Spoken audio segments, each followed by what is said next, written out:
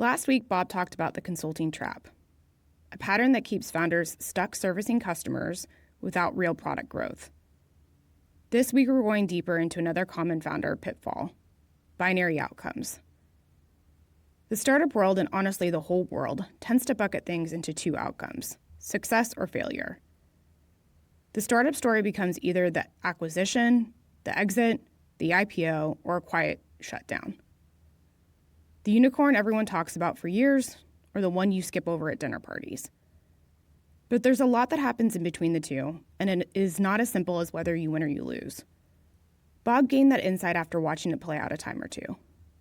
The mindset is success is a managed exit versus a unmanaged exit, right? Managed exit doesn't necessarily mean that people are going to make millions, right? Or whatever they think the successful thing is. It means that you had a plan, you stuck with it. Having a plan. That's what a managed exit actually means. You don't always see where the path is going to go, but once you know the direction, you build a plan and see it through to the finish. It's a deliberate decision that honors your obligations. Even when you can't make everything right, you do your best by your investors, employees, customers, and partners. A positive outcome means you said what you were going to do and you did it. If you don't have that money to return investors, you have an orderly shutdown with your customers and your employees and all your obligations taken care of, and that's a success. I've lived a version of this.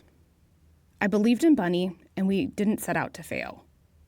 But the path to success never appeared. And to do right by our investors and the people who believed in us, we gave them their money back.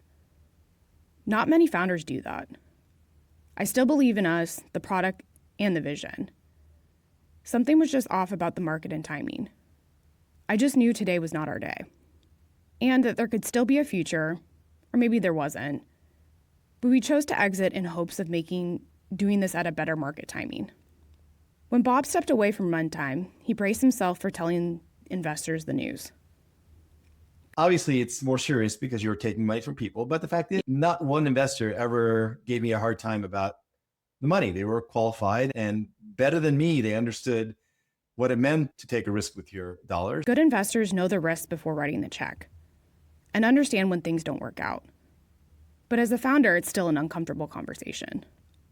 It's a blow to be faced with the fact that you can't always make things work. I think the message that I would give is you can, and it's not always your fault. And if you think of it as your fault, that is a failure. Binary thinking has a way of becoming your identity. The failure stops being something that happened and becomes you're a failure. Success does the same thing in reverse. A managed exit plan breaks that loop. When you have a plan and follow through on it, the outcome doesn't define you.